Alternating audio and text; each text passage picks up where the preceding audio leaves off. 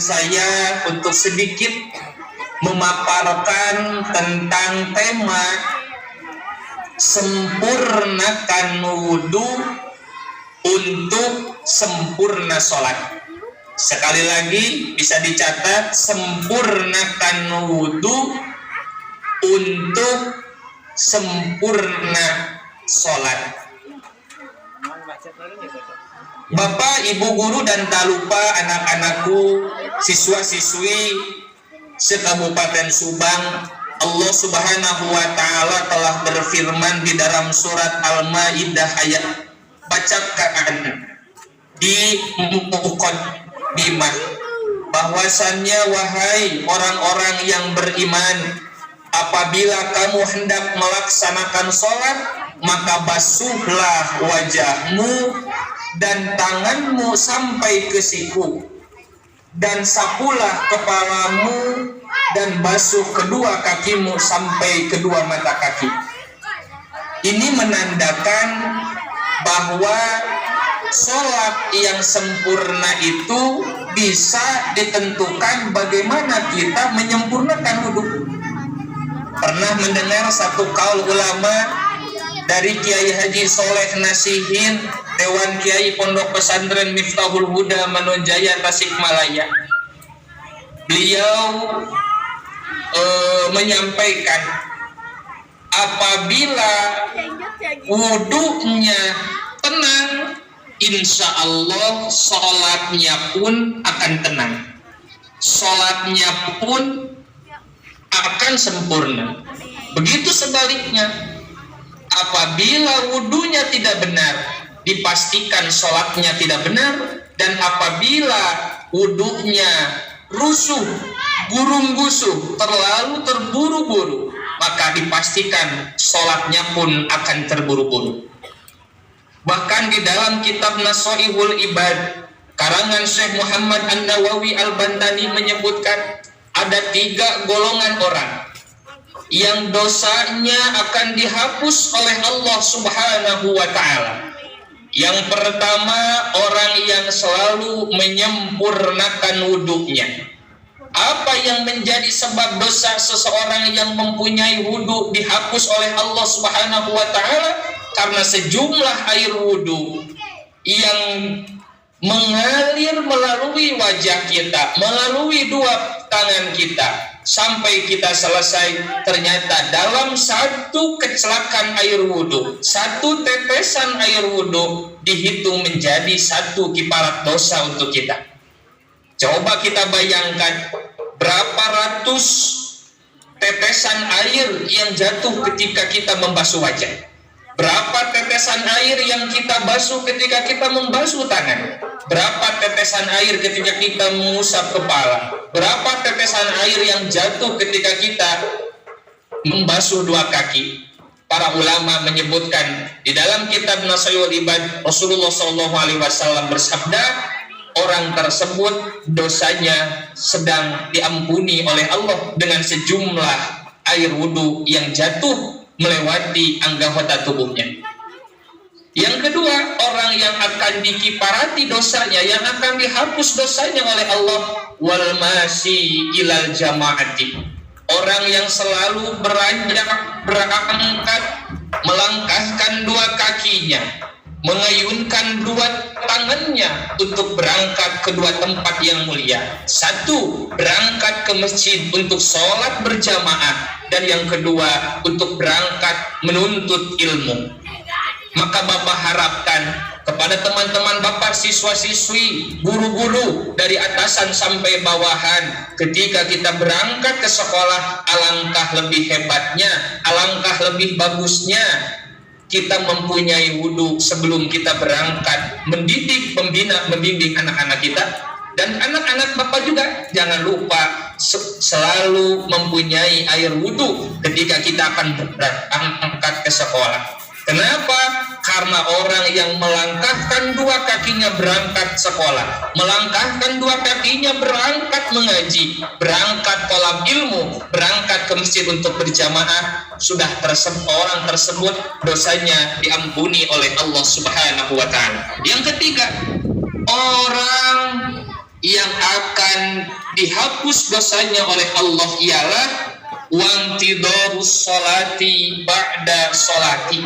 Orang-orang yang selalu menunggu akan datangnya waktu sholat. Orang-orang yang selalu menunggu datangnya panggilan Allah. Karena panggilan Allah semuanya ada 3. 1, dipanggil umroh dan haji. 2, dipanggil wafat. 3, dipanggil sholat. Untuk panggilan umroh dan panggilan haji itu dirahasiakan oleh Allah. Panggilan wafat pun dirahasiakan oleh Allah.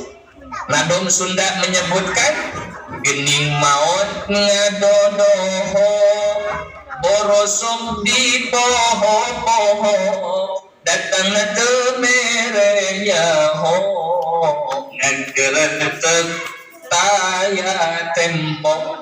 Meninggal pasti, mati pasti, wafat pasti. Namun Allah tidak memberitahu kapan waktunya kita dipanggil oleh Allah Subhanahu wa ta'ala. Yang ketiga, panggilan yang tidak rahasia itu adalah panggilan sholat. Ketika kita beranjak aktivitas, ketika kita masih di sekolah, ketika kita masih di kantor, ketika kita mendengar adzan, yuk kita bersama mengangkat telepon panggilan dari Allah Subhanahu wa ta'ala. Di dalam adzan adalah pada hayya 'alas shalah.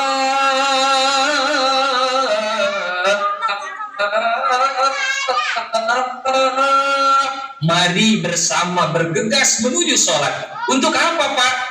Hayya 'alal falah. Untuk menggapai kemenangan, untuk menggapai cita-cita, untuk menggapai apa yang kita harapkan. Ibadah terlebih dahulu, lalu Allah akan berikan kemenangan untuk kita. Jadi jangan sampai kita semua anak-anak termasuk orang-orang yang acuh tak acuh terhadap panggilan Allah Subhanahu wa ta'ala. Nah, ketika datang panggilan Allah, berarti panggilan sholat yang harus kita laksanakan. Bagaimana tadi di dalam Al-Quran menyebutkan, hei orang-orang yang beriman, ketika akan melaksanakan sholat, fagsilu wujuhakum. Ada beberapa hal yang harus kita perhatikan di dalam wudhu kita, teman-teman hadirin semua. Yang pertama, fardu wudhu itu di dalam Al-Quran ada 4. Ditambah oleh kaul para ulama 2.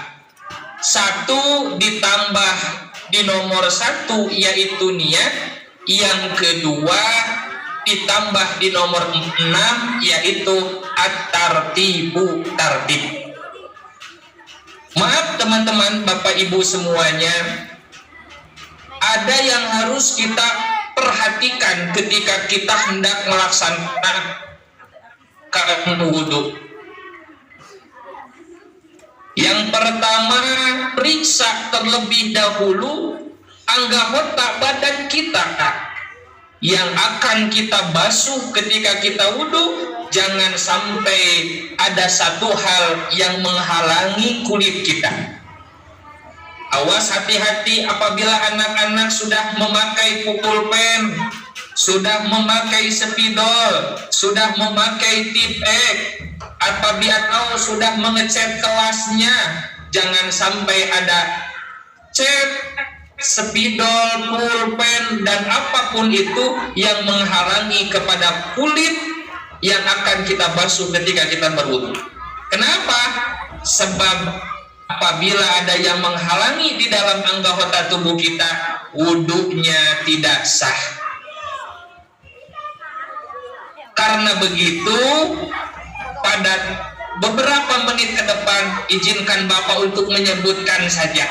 Nanti kita berdialog, berdiskusi dengan masyayikh guru-guru Bapak. Yang pertama, niat itu di dalam wudhu terbagi menjadi 2. 1, niat yang hukumnya sunnah. Yang kedua, niat yang hukumnya wajib. Mana niat yang hukumnya sunnah? yaitu niat yang kita utarakan sebelum kita melaksanakan wudu. Nawaitul wudu'a li raf'il hadasil asbori listibahati sholati fardhu lillahi ta'ala. Para ulama berpendapat niat tersebut menjadi sunnah. Lantas Pak, mana yang disebut dengan niat yang wajib itu? Kitab Riyadul Badi'ah karangan Syekh Muhammad Nawawi Al-Bantani menyebutkan niat yang wajib itu adalah wa yakunu makrunatan bi awwali juz'in yaghsiluhu minal wajhi. Niat yang wajib itu adalah niat yang kita datangkan ketika air mulai membasuh wajah kita.